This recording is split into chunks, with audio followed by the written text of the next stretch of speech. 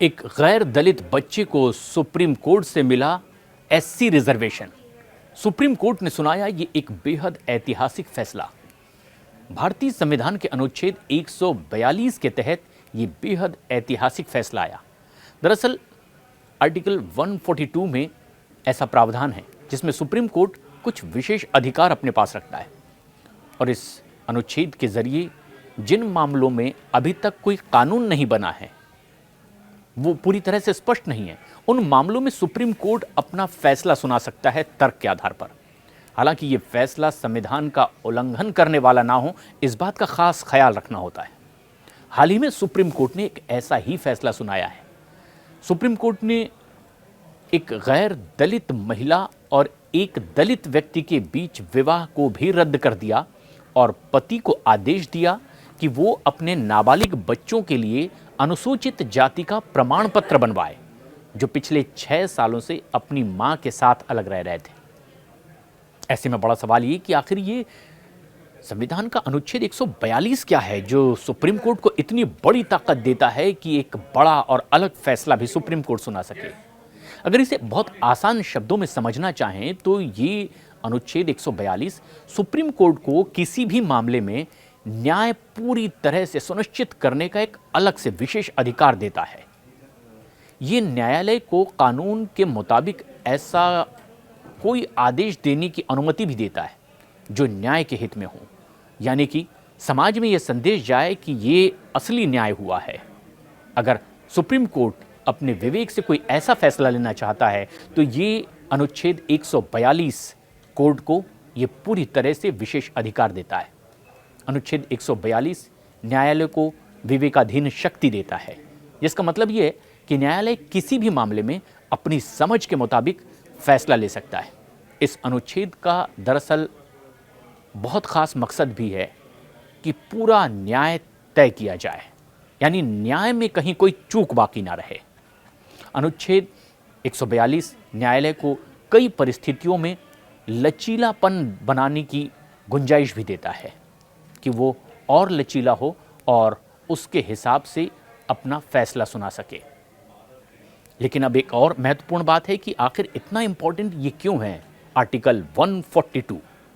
दरअसल इस अनुच्छेद का सबसे महत्वपूर्ण पहलू ये है कि अनुच्छेद न्याय के सिद्धांत का संरक्षण करता है।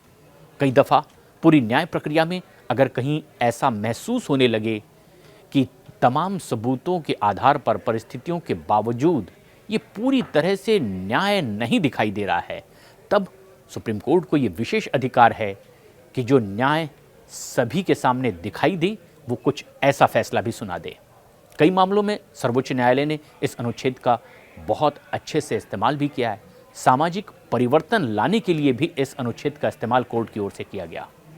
यह अनुच्छेद 142 कानून में सुधार लाने में भी मदद करता है, क्योंकि वक्त के साथ साथ बदलाव की बहुत गुंजाइश भी होती है। लेकिन ये मामला कौन सा है जिसमें सुप्रीम कोर्ट ने एक ऐतिहासिक फैसला सुना दिया, अब ये भी जान लीजिए। जूही पोरिया नी जावलकर और प्रदीप पोरिया, इन दोनों को तलाक देते हुए जस्टिस सूर्यकांत और उज्जवल भुइया ने इस आदेश के पीछे तर्क ये दिया कि हालांकि एक गैर दलित महिला का विवाह हुआ दलित व्यक्ति के साथ में, लेकिन इस आधार पर महिला अनुसूचित जाति की नहीं हो सकती और अनुसूचित जाति का प्रमाण पत्र उसे नहीं मिल सकता। लेकिन अनुसूचित जाति के व्यक्ति से पैदा हुए उसके बच्चे अनुसूचित जाति के टैग के पूरी तरह से हकदार हैं। मामला पेचीदा था, लेकिन बहुत तर्क के आधार पर सुप्रीम कोर्ट ने इसमें फैसला सुनाया अपने विशेष अधिकार के साथ। सुप्रीम कोर्ट ने कई निर्णयों में इस सिद्धांत को दोहराया भी है। ऐसा ही कई दफा देखने को मिला। साल 2018 में भी ऐसा ही हुआ। एक बेहद अहम फैसला आया था। इस बात में कोई विवाद नहीं हो सकता कि जाति जन्म के हिसाब से ही निर्धारित होती है और अनुसूचित जाति के व्यक्ति के साथ विवाह कर लेने से जाति नहीं बदल जाएगी। ये बहुत इंपॉर्टेंट बात थी और केवल इसीलिए उसका पति अनुसूचित जाति समुदाय से है तो इसीलिए भी महिला अनुसूचित जाति के प्रमाण पत्र की हकदार है, ये बात वाजिब नहीं मानी गई थी। लेकिन इस केस में 2 बच्चे हैं, 11 साल का बेटा है, 6 साल की बेटी है और पिछले 6 सालों से रायपुर में वो महिला अपने माता पिता के घर रह रही है, गैर दलित महिला के साथ बच्चे रह रहे हैं और कपल के अलगाव की यानी अलग रहने की अवधि भी यही 6 साल की है। सुप्रीम कोर्ट ने तलाक देते हुए एक अहम आदेश दिया। बच्चों को गैर दलित घर में पाला पोसा जाएगा और फिर भी उन्हें सरकारी शैक्षणिक संस्थानों में एडमिशन में, रोजगार में अनुसूचित जाति का प्रमाण पत्र हासिल करके वो हक पाने का पूरा अधिकार होगा। जस्टिस कांत की अगुवाई वाली पीठ ने पति से यह भी कहा है कि संबंधित अधिकारियों से वो संपर्क करे, 6 महीने के भीतर ही दोनों बच्चों के लिए एससी प्रमाण पत्र तैयार करवाए और इसके साथ ही कहा गया कि वो मास्टर डिग्री तक की उनकी पढ़ाई का सारा खर्च भी उठाएगा। एडमिशन का, ट्यूशन की फीस का, बोर्डिंग लॉजिंग का सारा खर्च उस शख्स को उठाना होगा जो खुद अनुसूचित जाति से है। बच्चे गैर अनुसूचित जाति की महिला से पैदा हुए, लेकिन अब इन बच्चों को अनुसूचित जाति का प्रमाण पत्र मिलेगा।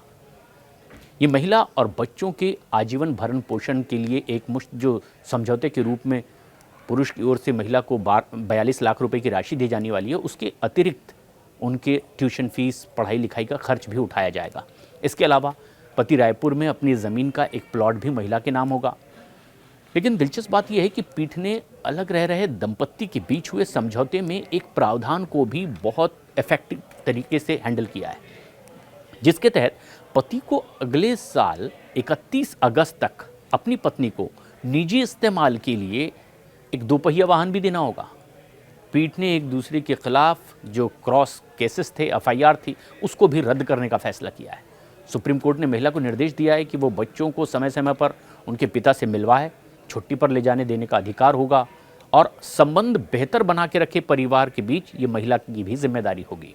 लेकिन ऐतिहासिक फैसला आर्टिकल 142 के तहत में ये सुप्रीम कोर्ट ने सुनाया कि गैर अनुसूचित जाति की महिला से पैदा हुए बच्चों को अब अनुसूचित जाति का प्रमाण पत्र मिलेगा और उसके हिसाब से उन्हें भविष्य में नौकरी भी मिल पाएगी। इस बेहद ऐतिहासिक फैसले पर आपकी क्या है राय, हमें कमेंट्स करके ज़रूर बताएं।